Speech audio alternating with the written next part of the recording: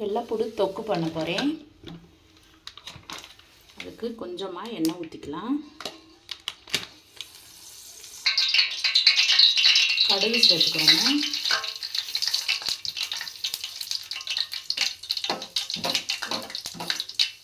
கடுகு பொரிஞ்சிருச்சு. இப்போ வெள்ளைப்பூடை சேர்த்துக்கலாம். வெள்ளைப்பூடு நல்லா வெந்துருச்சு. இப்போ அரைச்சி வச்சுருக்க வெள்ளைப்பூடை சேர்த்துக்கலாம்.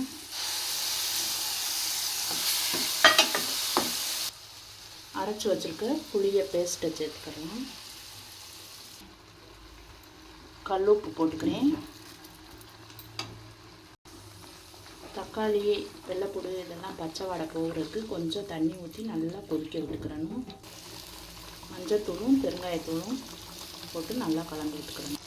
வெள்ளைப்பூடு நல்லா வெந்து எண்ணெய் பிரிஞ்சு வந்துருச்சு. இப்போ மிளகாத்தூள் சேர்த்துக்கலாம்.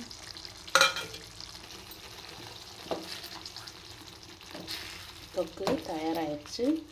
இப்போ லாஸ்ட்டாக கொஞ்சம் சீனி சேர்த்துக்கலாம்.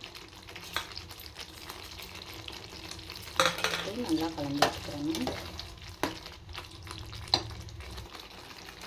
பூண்டு சட்னி, பூண்டு தொக்கு தயாராகிடுச்சு. இட்லி, தோசை, சாப்பாட்டுக்கு நல்ல ருசியாக இருக்கும். நீங்களும் ட்ரை பண்ணி பாருங்கள்.